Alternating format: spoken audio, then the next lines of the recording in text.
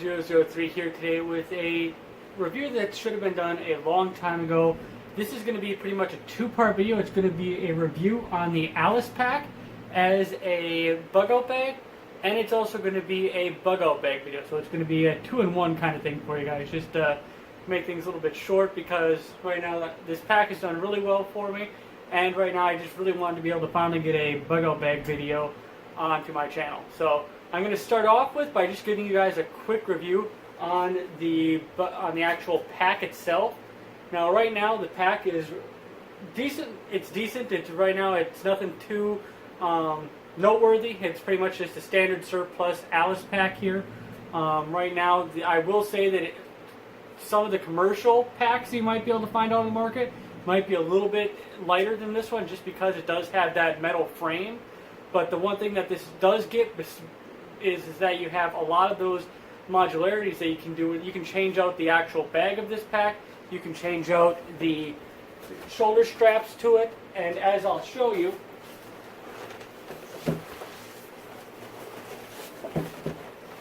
the waist strap here is off of a Molly 2 pack rather than the standard Alice pack strap. So this really helps really cushion the lower back for me. And right now I do have a little bit of foam taped right here, just to help cushion with that metal bar running it straight down along the spine, just to help cushion that load on you. And the shoulder pads right here are really nice. You can change these out too if you want to different ones. So it's just the way that this pack is modular to fit your needs and to fit what you want to do with the pack is really nice. You can also configure this pack, well, the frame itself I should say, to be able to carry ammo cans as well. If you want to have somebody in your family just hike around with a couple of ammo cans on their back, that's an option as well.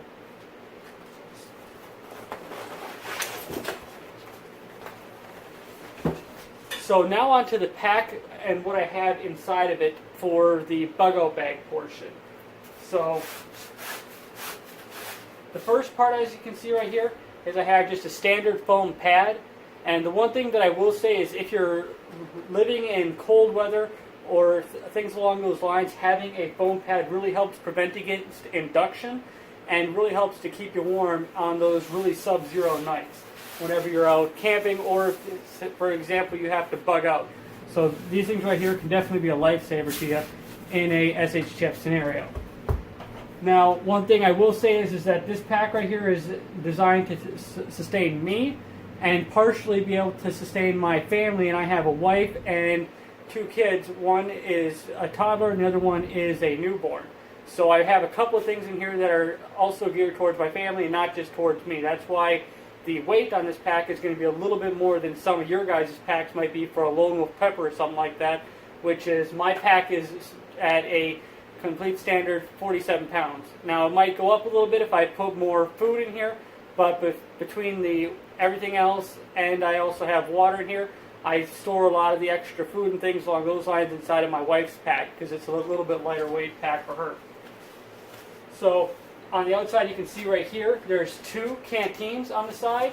This one right here is a metal canteen, and I can use that for boiling water and purifying it along those lines. And I also have the cup in here too, if I wanted to cook stew or anything for my food preps as well, or if I want to try to make something out in the field.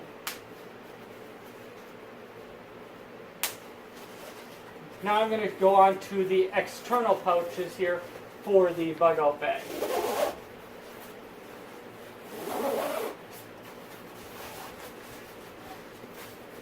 Now I'm going to start with the top pouches right here. In the right pouch, I have a multi-tool, a optic cleaning lens, a flashlight, a spanner wrench tool here for attaching different type of threads to my suppressor, my Silencer Co. Omega, or if I need to really tighten it down just to make sure that it is mounted properly to the different types of mounts that I put on either the ASR or the direct thread. Then I have a flint and steel here. I also have a whistle on top of that with it, and I've used this quite a few times out at FTXs and also out camping, and it works very well. It's just a standard Bear Grylls one. And that is it with this pouch right here. Just to kind of give you guys a thing that I'm not hiding anything in there for you. Then I have a spare AR-15 magazine. And that's it for that pouch. The nice thing I like about this is that these buckles are really nice and tight on there, so they're not going to come loose. And then in this pouch, I just have a couple of AR-15 magazines on, stripper clips, I should say. And this right here is to refill my one magazine that I have over here. Now I'm going to go on to the bottom pouches, and I'm going to start just like I did again on the right-hand side.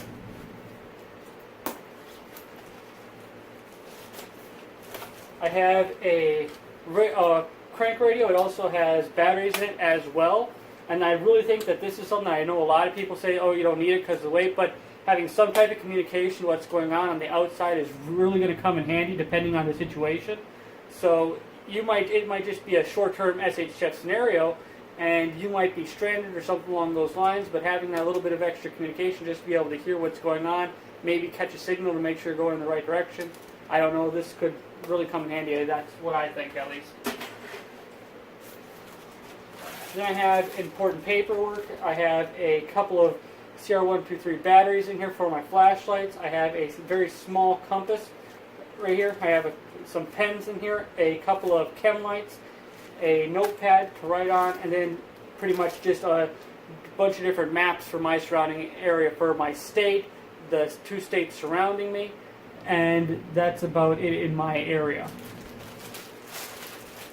Also have a little map in here for the trails as well in my town. Next I have in this pouch here, I have eye protection, and these have a full wraparound thing. And right now the nice thing about these is that they have these little vents right here to prevent against fogging. They still fogged up on me, but I really like just having the option of having some type of eye protection, which I think a lot of people don't really think too much about, is having something to protect your eyes, especially if there's a snowstorm or if you're in the woods. A lot of stuff can get in your eyes and really hamper your capabilities. Then I have just a Sawyer water filtration straw. And then I have a First Spear Summit bag. And the nice thing about this is I have a couple of skivvies in here, which is wool socks, pair of underwear, and pretty much like a cotton shirt. And the nice thing about this is that it's made out of 70D and ripstop. And right now with that is that this helps prevent against water and moisture getting into there. If it's completely submerged, it will get wet in here, but for like a rainstorm or something like that, this stays conservatively dry, especially when you put it inside of this pouch here. So being able to keep the spare skivvies in there nice and dry is something that I think is invaluable. Then I have about 500 feet of 500 paracord, which is something that I think is really good to have on hand, especially if you're having to make a shelter.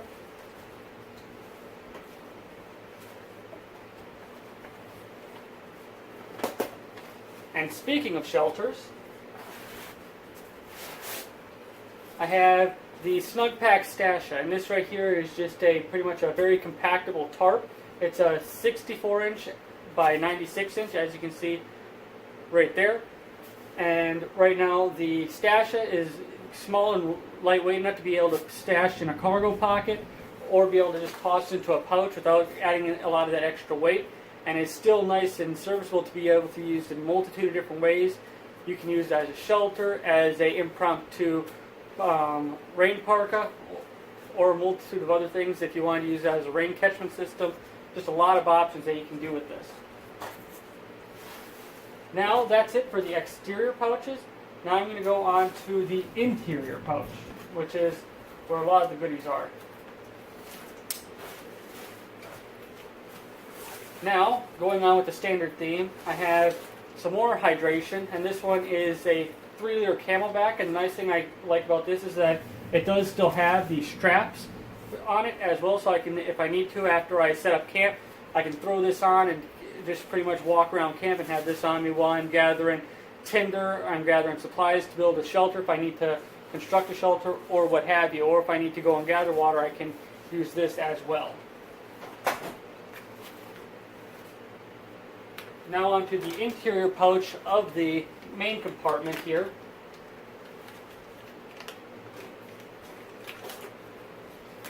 I have 2 bottles of water, just like I said, more hydration. I have a spare set of gloves just in case my current pair get damaged that I'm wearing, or in case my wife needs a pair. Then I have a knife in my pack, and this is just a standard Gerber knife, nothing too fancy here.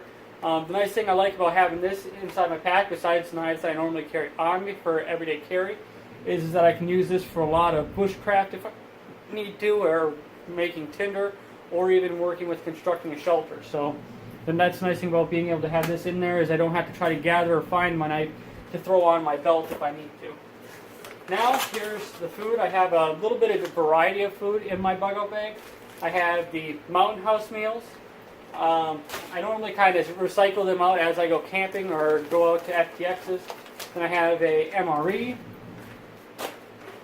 And then I have just a thing of beef jerky. Now here's where a little bit of that extra weight comes in, is 4 extra magazines, and this pretty much creates a full extra loadout for me in a bug-out scenario. If I do ever have to go through my full loadout, I have the 5 magazines and those 3 stripper clips to refill my 1 magazine if I need to as a last resort. Then I have another skivvy here with just wool socks, a pair of underwear, and another shirt. And a schmog or scarf, or whatever you guys want to call them. But these things come in really decent handy. You can use them for a lot of different ways. But I think that these right here come in really good handy when you're trying to get your bug-out bag situated. Next, I'm going to have just a hatchet, and that's for cutting up tinder, cutting logs for some good fuel for my fire. You can do a lot of things with a really nice hatchet. It's lightweight and it's hollow. I've used this for quite a few different FTXs and working with construction on my shelters. So I really like to have this, especially due to the lightweightness of the hatchet. And here is what I was mentioning about my family is I do have a tent in here. It's a 1-person tent. It's the Army Surplus ICS, or Improved Combat Shelter. And the reason that I have this and the Stasha is I would have my wife and my 2 small children in here, be able to seal them off from bugs and other things along those lines, and be able to store the pack under this as well, and then be able to set up my own shelter in my Stasha if need to. I can also use the exterior bag right here for gathering leaves, some type of dry brush and everything to help to get my fire started, as well with kindling. Next is going to be a larger summit bag, and right here I have a part of my sleep system in here, and this really, like I said with the other one, helps keep the water and moisture out of there if I need to, and helps keep it nice and compact inside of my bug-out bag.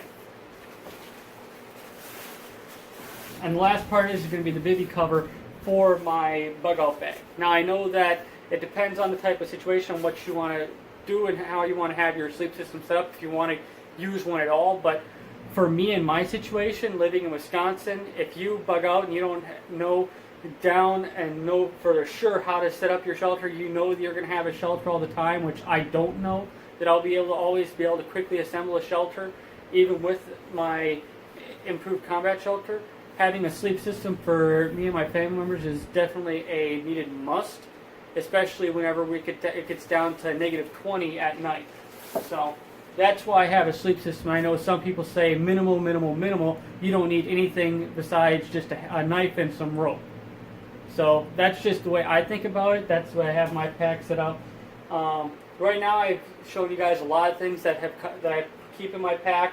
I know there's some things that I normally keep on my combat loadout or on my survival rig that I would normally not keep in here. But if something happens, I can usually just throw it into a side pouch or something like that, or throw it in my wife's pack, like maybe an extra radio, battery or things along those lines, or I'm working on trying to find a nice solar charger to attach it to my bug out bag as well. But that's about it for what I normally keep on hand inside of my bug out bag. So I really want to hear what you guys think. If you guys know if there's something that I didn't put in my bag that I should, or if there's something that I have in my pack that you kind of guys are thinking that is kind of like janky. Like right now I haven't done too much of testing with the Sawyer water filter that I picked up. It's just a cheap water filter from Walmart. But right now I just have the extra option on hand. So thanks, I really appreciate you guys watching. Feel free to comment below and tell me what you think. I can definitely recommend the Alice pack as a bug out bag. The only downside that I'll end it with here for the video is that if you're out walking, sometimes this thing can make a little bit of racket for you, and I'll try to... I'm not sure if you guys can hear that, but the weight pulling down on the sides right here of the pack cause a little bit of a racket for you. After about maybe 1 yard away from me, nobody can hear it. Me and my prepping partner tested that out, but you can still hear it, and it does hamper your ability to hear. So that's the only downside, and besides the weight to the Alice pack, if you're looking at using the Alice pack as a bug out bag. But yeah, thanks for watching. Prepper003 out.